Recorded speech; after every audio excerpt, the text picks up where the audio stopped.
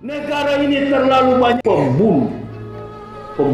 Atasan membunuh bawahan, pandang enteng kepada bawahan, Allahu Akbar. Tapi seluruh bangsa tertuju kepada kasus Brigadir Joshua. Inilah skenario yang Allah bukakan agar orang-orang pengkhianat, penjahat, mafia di negara ini dibongkar oleh Allah. Kejadiannya sudah sangat jelas, anak ini ditembak. Kemudian yang menembak juga sudah jelas, ada hamba Allah meninggal, kita harus bersedih. Dan ada yang jahat, kita harus bersedih. Yang berbuat dusta dalam urusan ini akan ada musibah dari Allah.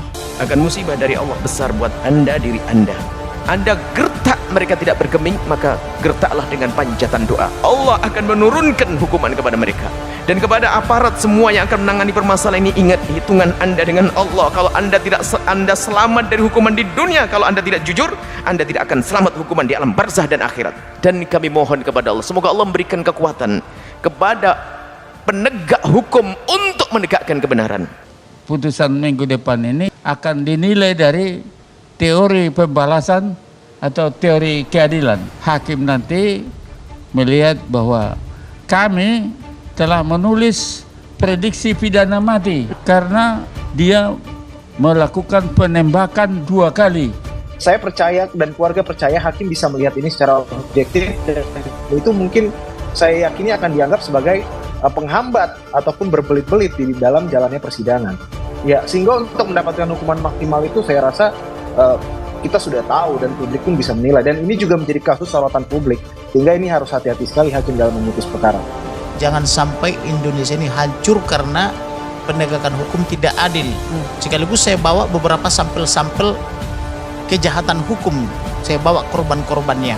Elohim berkata akan terkutuk dan mati terkurung.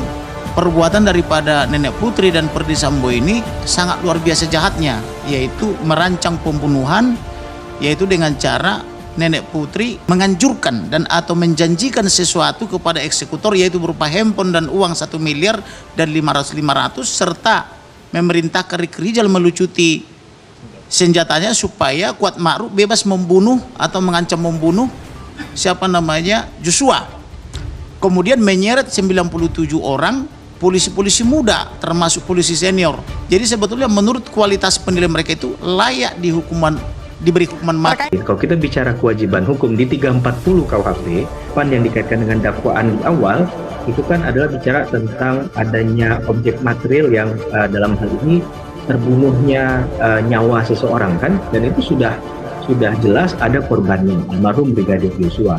Tinggal kemudian bagaimana menemukan tersangka, itu sudah diproses penyidikan sampai ke penuntutan, sampai ke pemeriksaan sidang pengadilan. Sekarang tinggal bicara pertanggungjawaban pidananya saja.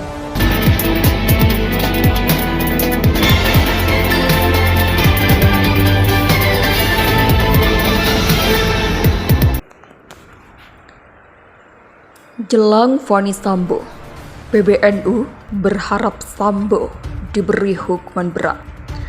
Terdakwa kasus pembunuhan berencana terhadap Brigadir J. Verdi Sambo akan menjalani sidang vonis atau putusan pada Senin lusa.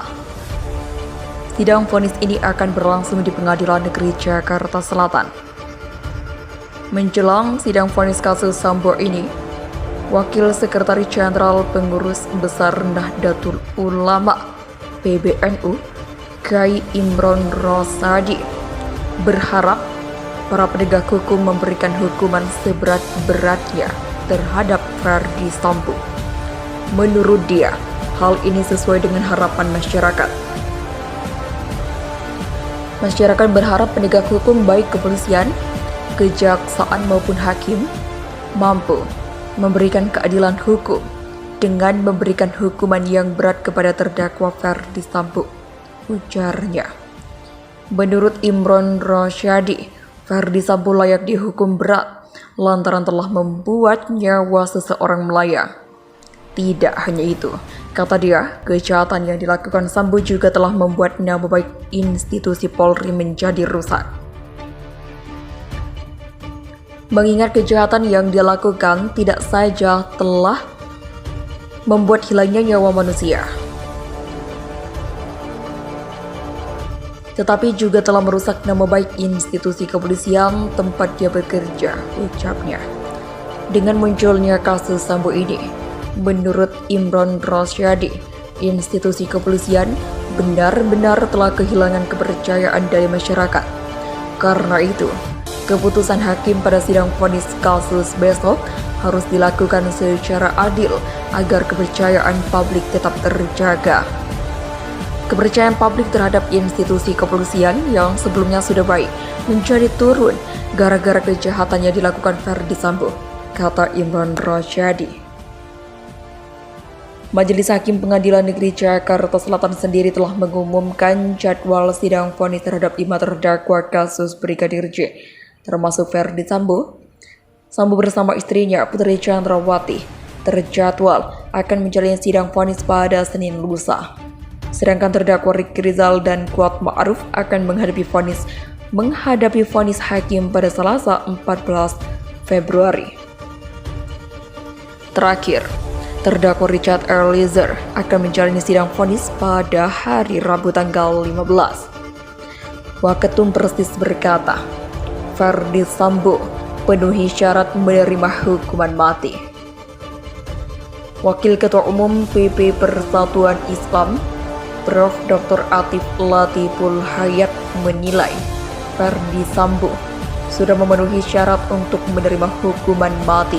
Pasalnya, Ferdi Sambo yang seharusnya menegakkan hukum malah justru merusak tatanan berhukum dan menjadi bagian dari perusakan hukum. Hukumnya harus maksimal, tuntutan seumur hidup harus dipenuhi oleh hakim.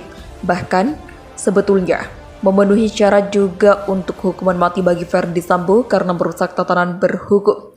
Polisi itu menegak hukum terdepan, tetapi justru menjadi bagian dari perusakan hukum, kata dia. Untuk itu, Atif menuturkan, hakim jangan melihat hanya pada pembunuhan dalam artian fisik, sebab kasus tersebut menunjukkan adanya pembunuhan terhadap sistem berhukum dan sistem nilai oleh Ferdi Sambo. Apalagi lanjut Atif, tidak ada hal yang meringankan Ferdi Sambo. Semuanya memberatkan, seperti menyalahgunakan kekuasaan dan kejahatan sistematik dengan menggunakan institusi di mana ia berada. Termasuk arogansi kekuasaan yang diperlihatkan oleh dia dan kelompoknya, ujarnya. Melihat perkembangan kasus Ferdi Sambo, Atif pesimistis akan dihukum seumur hidup, sebagaimana tuntutan jaksa.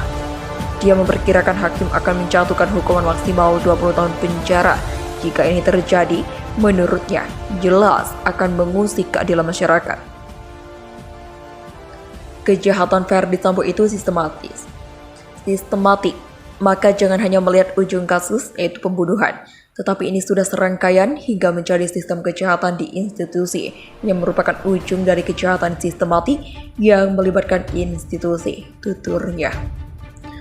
Menurut Atif, pelajaran terbesar bagi bangsa dari kasus Ferdi Sambo yaitu penegasan kembali bahwa Indonesia adalah negara hukum, bukan negara kekuasaan.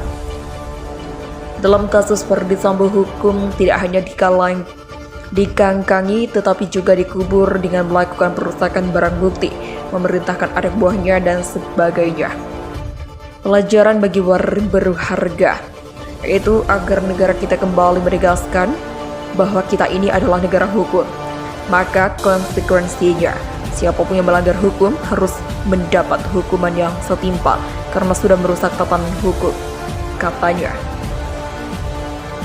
Putusan atas kasus Ferdi Sambo yang akan disampaikan awal pekan depan, terang Atif, juga harus bisa mengembalikan kepercayaan masyarakat terhadap institusi Polri secara khusus dan pemerintah secara umum dalam penegakan hukum.